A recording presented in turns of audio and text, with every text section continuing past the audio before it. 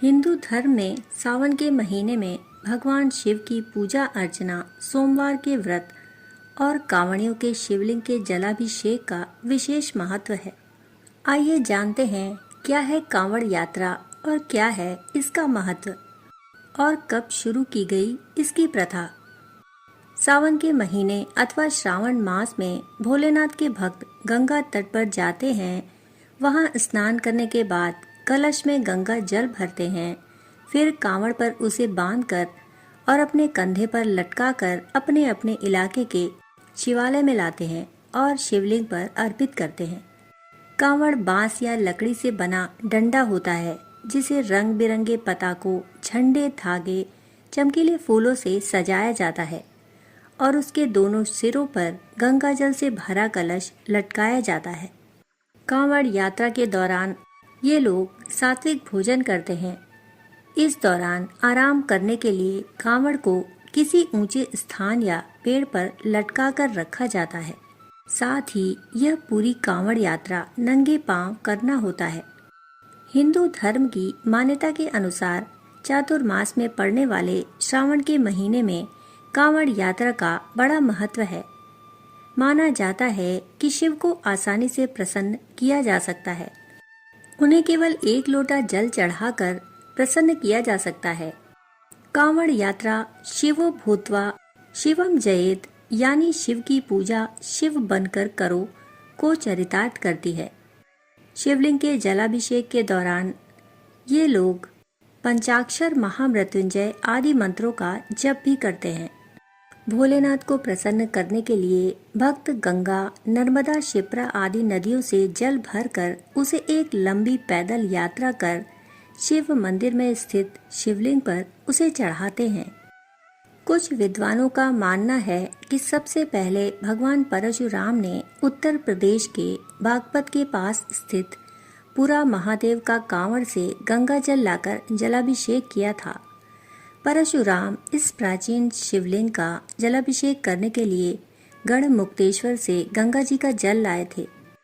आज भी इस परंपरा का पालन करते हुए सावन के महीने में गढ़मुक्तेश्वर से जल लाकर लाखों लोग पुरा महादेव का जलाभिषेक करते हैं। गढ़मुक्तेश्वर का वर्तमान नाम ब्रज घाट है। वहीं कुछ विद्वानों का कहना है कि सर्वप्रथम त्रेता युग में श्रवण कुमार ने पहली बार कांवड़ यात्रा की थी। माता पिता को तीर्थ यात्रा कराने के क्रम में श्रवण कुमार हिमाचल के ऊना क्षेत्र में थे, जहां उनके अंधे माता पिता ने उनसे मायापुरी यानी हरिद्वार में गंगा स्नान करने की इच्छा प्रकट की। माता पिता की इस इच्छा को पूरी करने के लिए श्रवण कुमार अपने माता पिता को कांवड़ में बैठाकर हरिद्वार लाए और उन्हें गंगा स्नान कराया। वापसी में वे अपने साथ गंगा जल भी ले गए। इसे ही कांवड़ यात्रा की शुरुआत माना जाता है। पुराणों के अनुसार कांवड़ यात्रा की परंपरा समुद्र मंथन से जुड़ी है। समुद्र मंथन से निकले विष को पी लेने के कारण भगवान शिव का कंठ नीला हो गया और वे नीलकंठ कहलाए।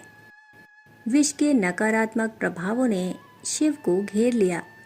शिव को विष के नकारात्मक प्रभावों से मुक्त कराने के लिए उनके अनन्य भक्त रावण ने ध्यान किया। तत्पश्चात कांवड़ में जल भरकर रावण ने पुरा महादेव स्थित शिव मंदिर में शिव जी का जलाभिषेक किया। इससे शिव जी विष के नकारात्मक प्रभावों से मुक्त हुए और यहीं से कांवड़ यात्रा की परंपरा का प्रारंभ हुआ। कुछ मान्यताओं के अनुसार समुद्र मंथन से निकले हलाहल के प्रभावों को दूर करने के लिए देवताओं ने शिव पर पवित्र नदियों का शीतल जल चढ़ाया था। सभी देवता शिव जी पर गंगा जी से जल लाकर अर्पित करने लगे। सावन मास में कांवड़ यात्रा का प्रारंभ यहीं से हुआ। उत्तराखंड में कांवड़िया हरिद्वार, गोमुख, गंगोत्री से गंगा जल भरकर इसे अपने अपने इलाके के शिवालयों में स्थित शिवलिंगों पर अर्पित करते हैं। तो मध्य प्रदेश के इंदौर, देवास, सुजालपुर आदि जगहों से कांवड़ यात्री वहां की नदियों से जल लेकर उज्जैन में महादेव पर उसे चढ़ाते हैं। बिहार में श्रद्धालु सुल्तानगंज से गंगा जल भरकर करीब 108 किलोमीटर पैदल यात्रा कर झारखंड के देवघर में बाबा बैद्यनाथ धाम में जल चढ़ाते हैं। वहीं सोनपुर के पहलेजा घाट से मुजफ्फरनगर के बाबा गरीबनाथ, दूधनाथ, मुक्तिनाथ, खगेश्वर मंदिर, भैरव स्थान मंदिरों पर भक्त गंगा जल चढ़ाते हैं। इतना ही नहीं, इस दौरान यहाँ डाक बम का भी चलन है। जो कांवड़िए गंगा जल भरने के बाद अगले 24 घंटे के अंदर उसे भोलेनाथ पर चढ़ाने के संकल्प के लिए दौड़ते हुए इन शिवालयों में पहुंचकर शिवलिंगों पर यह जल अर्पित करते हैं, उन्हें डाक बम कहा जाता है। अजगैबी नाथ की नगरी सुल्तानगंज में गंगा नदी उत्तर वाहिनी है। पौराणिक कथाओं के अनुसार राजा सगर के 60,000 पुत्रों के उद्धार के लिए जब उनके वंशज भागीरथ यहाँ से गंगा को लेकर आगे बढ़ रहे थे, तब इसी अजगैबी नाथ में गंगा की तेज धारा से तपस्या में लीन ऋषि जाह्नवी की तपस्या भंग हो गई।